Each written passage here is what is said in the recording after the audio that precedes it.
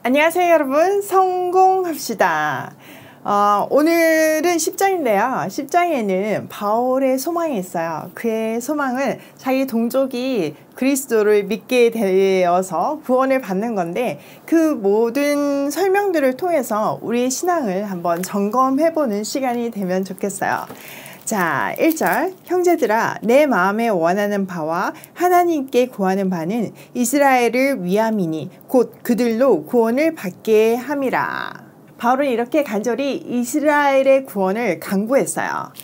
자, 2절. 내가 증언하노니 그들이 하나님께 열심히 있으나 올바른 지식을 따른 것이 아니니라. 그들은요, 분명하게 하나님을 섬기는 데는 엄청난 열심이 있었어요. 문제는 그게 올바른 지식에서 난 것이 아니었던 거죠.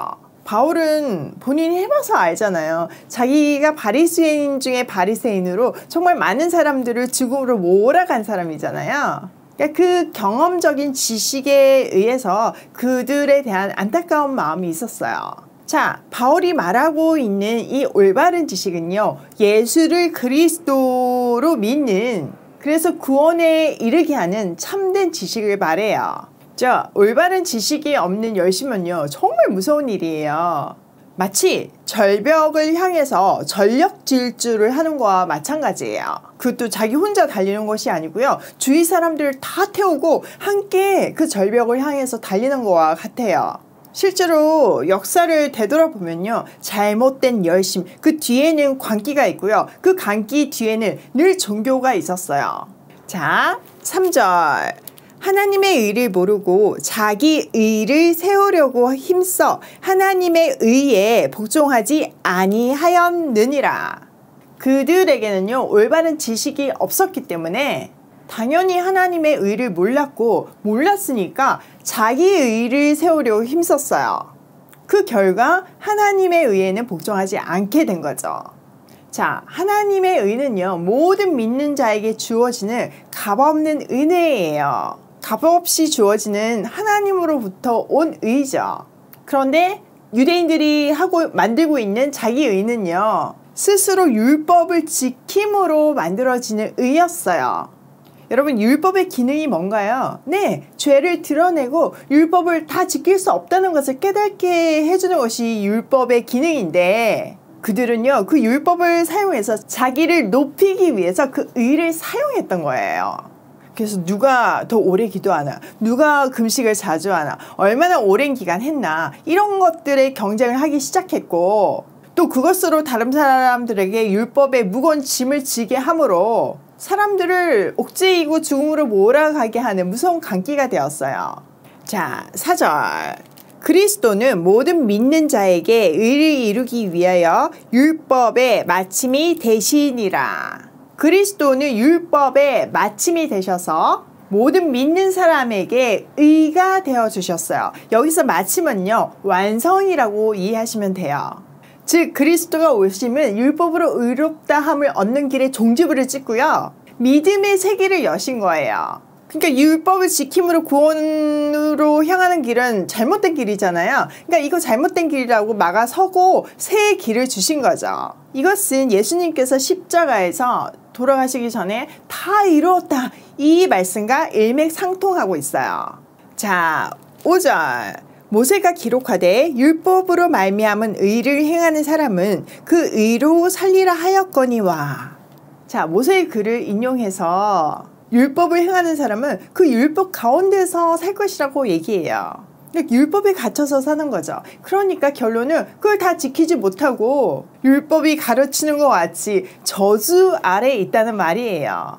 갈라디아서 3장 10절에 보면요, 무릇 율법 행위에 속한 자들은 저주 아래에 있나니 기록된 바 누구든지 율법책에 기록된 대로 모든 일을 항상 행하지 아니하는 자는 저주 아래에 있는 자라 하였습니다. 저주 아래에 있어서 결국 죽음에 이르게 된 거죠. 자, 6절. 믿음으로 말미암은 의인은 이같이 말하되 내 마음에 누가 하늘에 올라가겠느냐 하지 말라 하니 올라가겠느냐 함은 그리스도를 모셔 내리려는 것이요 혹은 누가 무저갱에 내려가겠느냐 하지 말라 하니 내려가겠느냐 함은 그리스도를 죽은 자 가운데서 모셔 올리려는 것이라. 그러면 무엇을 말하느냐? 말씀이 내게 가까워 내 입에 있으며 내 마음에 있다 하였으니 곧 우리가 전파하는 믿음의 말씀이라. 자, 바울은 여기서 율법에서 난 의와 대비되는 믿음에서 난 의를 설명하고 있어요. 자, 믿음에서 난 의는 예수가 그리스도를 믿음으로 말미암아 얻어지는 하나님의 의죠. 이것을 신명기 말씀을 인용해서 말씀을 멀리 있지도 어렵지도 않다고 말하고 있어요. 왜냐하면은 인간의 노력이 필요한 것이 아니기 때문이에요. 말씀이 내게 가까이 와 있으므로 듣고 믿으면 의롭다 되기 때문이에요. 여기서 말씀은 내 입에 있고 내 마음에 있다고 말하는데요. 이것은요, 우리가 전하는 믿음의 말씀이에요. 말씀이 육신이 되어 우리 가운데 거하시는 예수님, 그 말씀을 우리가 받기만 하면 된다는 말이죠. 자, 다음 단락인 9절에서 11절은요. 믿음으로 구원을 받는 방법에 대해서 얘기하는데요. 자, 9절. 내가 만일 내 입으로 예수를 주로 시인하며 또 하나님께서 그를 죽은 자 가운데서 살리신 것을 내 마음에 믿으면 구원을 받으리라. 사람이 마음으로 믿어 의에 이르고 입으로 시인하여 구원에 이르느니라. 성경에 이르되 누구든지 그를 믿는 자는 부끄러움을 당하지 아니하리라 하니. 입으로 예수를 주님이라고 고백을 하고 하나님께서 그를 죽은 자 가운데서 살리신 것, 부활을 마음으로 믿으면 구원을 얻어요. 마음으로 믿어서 의에 이르고 입으로 고백해서 구원에 이르게 되는 거죠. 그 근거 구절이 우리가 마지막에 읽은 이사야의 말씀, 누구든지 그를 믿는 자는 부끄러움을 당하지 아니하리라, 이거예요. 자, 그 다음에는요, 이 구원에는 차별이 없음을 얘기하는데요. 지금 로마 교회가 유대인과 이방인 사이에 갈등이 있잖아요. 서로 막 싸우고 있잖아요. 그런 차별 없다고 얘기하고 있어요. 12절. 유대인이나 헬라인이나 차별이 없음이라. 한 분이신 주께서 모든 사람의 주가 되사 그를 부르는 모든 사람에게 부요하시도다. 누구든지 주의 이름을 부르는 자는 구원을 받으리라. 구원에는 차별이 없어요. 자, 14절. 그런즉 그들이 믿지 아니하는 일을 어찌 부르리요? 듣지 못한 일을 어찌 믿으리요? 전하는 자가 없이 어찌 들으리요? 보내심을 받지 아니하였으면 어찌 전파하리요? 기록된 바 아름답도다. 좋은 소식을 전하는 자들의 발이여 함과 같으니라. 자, 여기서는요, 복음 전파의 중요성을 말하고 있어요. 믿지 않는 사람들을 어떻게 부를 수 있겠어요? 이 말은 또 다른 한편으로는 인간의 내면에는요, 믿을 수 있는 조건이나 분별력이나 어떤 구원의 조건이 하나도 없다는 것을 말하고 있어요. 전해져야지만 믿을 수 있는 거죠. 또 들어야 믿고 부를 수 있고 전파하는 사람이 있어야 들을 수 있어요. 그렇기 때문에 전하는 사람들이 너무나 중요해요. 즉 전도의 중요성을 말하고 있죠. 그래서 복음의 빚진 자인 우리 모두는요, 전도를 할 의무와 책임이 있는데 이때 나의 어떠함 때문에 주저할 필요가 없다는 거예요. 왜냐하면은 구원의 조건은 지금 말하는 것과 같이 외부에 있다는 거죠. 내가 개떡같이 전해도 하나님께서 찰떡같이 알려주시기 것이기 때문에 두려워하지 않고 전하기만 하면 된다는 거예요. 여러분, 얘가 요나예요. 요나가 아수로에 가기 너무 싫어했잖아요. 왜냐면은 적국이었거든요. 자기 나라를 너무 괴롭히는 나라인데 그 나라에 복음을 전하는 게 너무 싫었어요. 너무 미워서 가기 싫어했는데 결국은 어쩔 수 없이 가게 됐잖아요. 갔는데도 마음이 돌아서지 않고 니느웨에 도착했을 때 대충 그냥 복음을 전했어요. 뭐 복음을 전한 것도 아니고 뭐 그냥 심판의 메시지를 대충 그냥 전했어요. 근데 놀랍게도요, 짐승까지 금식을 하는 놀라운 역사가 일어났잖아요. 이게 그 증거라는 거죠. 우리한테 근거가 있지 않다는 거예요. 또 우리 성경 공부도 마찬가지예요. 제가 부족하기 전에도 여러분에게 전달된 그리스도의 편지가 여러분 안에 있는 성령께서 친히 읽어주시고 설명해 주시고 감동시켜 주시잖아요. 복음 그 자체, 말씀의 능력이 있어요. 그러니까 우리는요, 우리의 무엇 때문에 주저하는 것이 아니라 전달해주는 이 행위가 중요해요. 아름다운 소식을 전하라고 보내셨다는 사실을 깨닫고 전하는 발걸음이 중요해요. 자, 16절. 그러나 그들이 다 복음을 순종하지 아니하였도다. 이사야가 이르되 주여 우리가 전한 것을 누가 믿었나이까 하였으니 그러므로 믿음은 들음에서 나며 들음은 그리스도의 말씀으로 말미암았느니라. 너무나 안타깝게 모든 사람이 그 말씀 앞에 순종하지 않았어요. 복음을 받아들이지 않은 거죠. 그러나 중요한 것은요, 믿음은 들음에서 나고 들음은 그리스도를 전하는 말씀에서 비롯되어요. 그러니까 무조건 전해야 되는 거죠. 자, 18절. 그러나 내가 말하노니 그들이 듣지 아니하였느냐. 그렇지 아니하니 그 소리가 온 땅에 퍼졌고 그 말씀이 땅끝까지 이르렀도다 하였느니라. 자, 바울은 여기서 반문을 하고 있어요. 이스라엘 백성의 불순종은 혹시 그들이 하나님의 말씀을 듣지 못해서일까요? 절대 아니죠. 그 근거를 구약 성경을 들어서 증가하고 있잖아요. 먼저 18절에서는 시편을 언급하는데요. 그 소리가 온 땅에 퍼졌고 말씀이 땅끝까지 이르렀도다. 이거는요, 일반 계시를 통한 하나님의 말씀의 우주성을 말하고 있어요. 그러니까 우리가 자연을 보고도 그 무엇을 보고도 그 안에는 하나님을 알 수 있는 실마리가 다 있다는 거죠. 근데 이스라엘은 그것뿐만 아니에요. 특별 계시도 받았어요. 자, 19절. 그러나 내가 말하노니 이스라엘이 알지 못하였느냐. 먼저 모세가 이르되 내가 백성 아닌 자로서 너희를 시기하게 하며 미련한 백성으로서 너희를 노엽게 하리라 하였고. 이스라엘이 이 사실을 모를까요? 아니에요. 그들은요, 일반 계시뿐만 아니라 특별 계시를 통해서도 반복해서 들었어요. 자, 여기서 특별 계시는 택한 백성에게 주어지는 그 계시죠. 신명기에서도 이방인의 구원을 통해서 하나님은 이스라엘의 불순종의 범죄를 대응하시겠다고 미리 말씀하셨어요.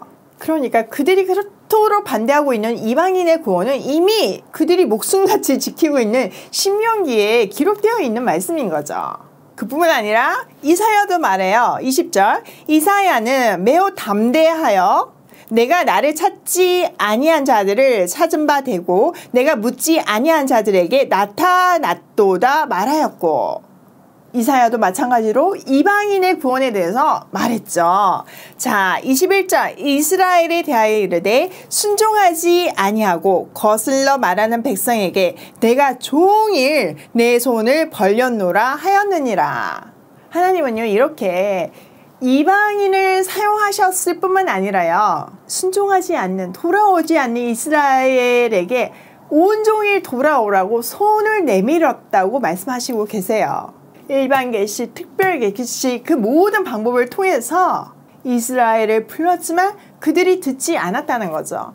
정말 여기에 하나님의 눈물이 느껴지는 대목이에요. 믿음이 들음에서 난다는 걸로 한다면 사실 이스라엘보다 더 많이 들은 민족은 없어요. 그들에게 구원의 최고 조건이 있어요. 그러나 그들은요, 그 말씀에 순종하지 않았기 때문에 믿음이 생기지 않았어요.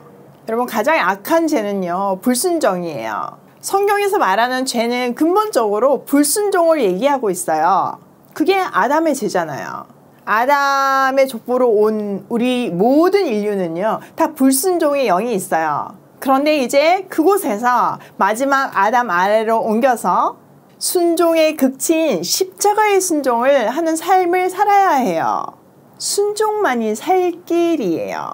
우리가 사실 하나님을 기쁘게 하기 위해서, 하나님 말씀대로 살기 위해서 여러 가지 노력들을 해요. 사역도 하고 내가 정말 열심히 노력해서 성공해서 하나님의 영광을 드러내고 싶기도 하고, 또 우리가 올 패밀리로 보육원 사역을 하기도 하잖아요. 근데 그 일 자체가 목표가 돼서는 안 돼요. 그것들은요, 우리가 순종을 해가는 과정일 뿐이고요. 순종이 우리 인생의 목표예요. 그 순종을 했을 때 하나님의 뜻이 완성이 되고 이 땅에 성취가 되어요. 예수님이 그 대표적인 예이죠. 예수님의 십자가의 순종으로 우리가 생명을 얻었잖아요. 그 순종을 하다 보면요, 때로는 성공이 선물처럼 주어질 수도 있는 거죠. 아닐 수도 있고요. 순종이 우리 인생의 목표이자 우리 인생의 성공임을 깨닫는 우리가 됐으면 좋겠어요. 자, 오늘 내용을 우리 삶에 적용을 해보면요, 올바른 지식이 없는 열심은 문제를 일으킨다예요. 그래서 우리가 말씀 공부를 정말 열심히 해야 돼요. 올바른 지식, 성경을 그냥 내 어떤 조건이나 내 지식이나 나의 어떤 스펙을 위해서 공부하는 것이 아니라 정말 하나님이 무슨 말씀을 하시는지 그것을 깨달을 때, 그래서 우리가 올바른 지식을 가질 때 우리는 열심을 낼 수 있고 그 열심이 안전하고 가속도가 되는 거예요. 두 번째, 복음 자체의 능력이 있다. 일단 전하자. 여러분, 어떤 사람들은 뭐 말을 잘 못하기도 하고 뭐 여러 가지 조건이 있잖아요. 저도 발음이 부정확하잖아요. 근데 전하는 게 훨씬 낫잖아요, 여러분. 제가 발음 부정확하다고 안전하면 그거 훨씬 손해지 않나요? 저한테도 여러분한테도. 그러니까 일단 전하면 하나님이 놀랍게 역사하세요. 그 말씀의 능력을 믿으세요. 복음의 능력을 믿으세요. 세 번째, 말씀을 가지고 있어도 순종하지 않으면 믿음이 생기지 않아요. 여러분, 유대인들이 그 예예요. 얼마나 말씀을 달달달 외잖아요. 그런데 그 말씀에 순종하지 않으니까 하나님, 예수님에 대한 믿음이 없었어요. 말씀 지키는데 목숨을 걸었는데도 불구하고요. 우리도 마찬가지예요. 말씀을 아는 것이 목표가 아니고요, 순종이 목표예요. 말씀을 제대로 깨달으면 우리에게 순종할 수 있는 힘이 생겨요. 순종을 통해서 굳건한 믿음이 생기길 소원해요.